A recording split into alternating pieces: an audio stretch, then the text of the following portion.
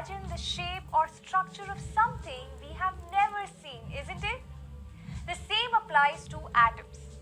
It took hundreds of years of theories and discoveries to finally understand the structure of an atom.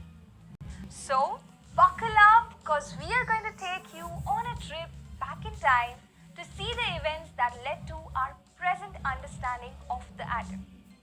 Maharishi Kannad in the 6th century BC first gave the idea of an indivisible tiny particle that makes up matter.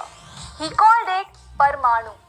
According to him, Parmanu does not exist in a free state but rather combines with other Parmanus to form a bigger particle called Anu. A few hundred years later, the Greek philosopher Democritus proposed a similar idea of an indivisible particle. He called it atomus, which means not cuttable. In fact, the term atom that we use today comes from the Greek term. Well, isn't it always the Greeks? Then came Aristotle, another Greek, and one of ancient history's greatest geniuses. He refuted Democritus' theory of the atom and suggested that matter is not made of particles. He believed instead that different substances are made up of a combination of the 5 elements: fire, air, earth, water, and ether. Aristotle, Democritus, and Kannad were philosophers whose ideas were not based on experimental observations. As years progressed, there was a shift from philosophy to experimentation. Scientists began experimenting with different materials to understand what actually makes up matter. At the turn of the 19th century, Dalton gave us the first ever atomic theory based on his experiments with gases. This theory proposed that all matter is made up of tiny indivisible particles which he called atoms. He imagined them as solid balls. You've already learned that Dalton's theory successfully explained the law of conservation of mass and the law of constant proportion. But it failed to explain one thing. How can an atom become electrically charged? Electrically charged? Now what's that? Try rubbing a scale over a woolen cloth and then bring it close to some bits of paper. It attracts them.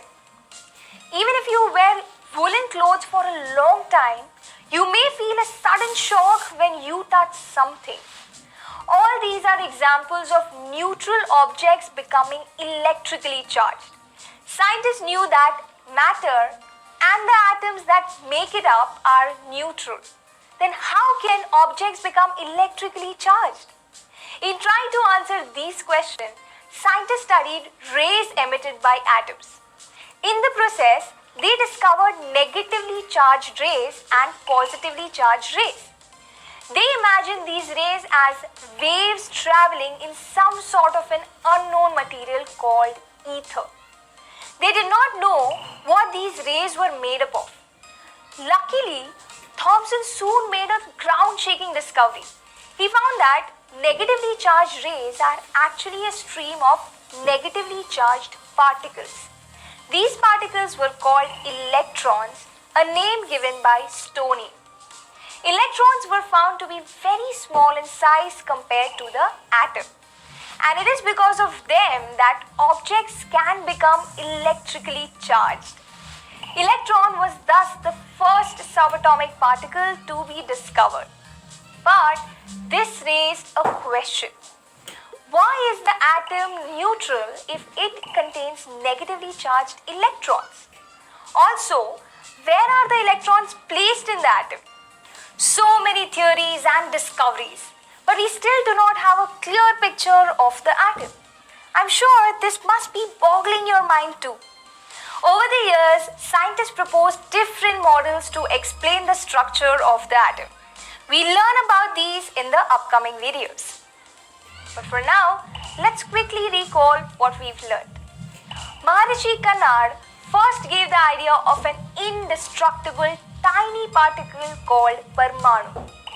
Democritus proposed a similar idea of an indivisible particle and called it atomus, meaning not cuttable.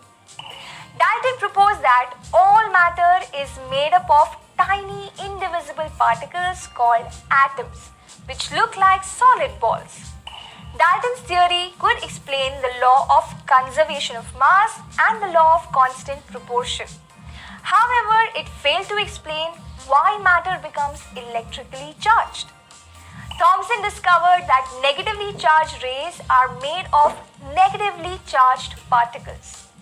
These were named electrons by Stoney. Electrons were the first subatomic particles to be discovered. That's all for now. We'll soon see how the best minds of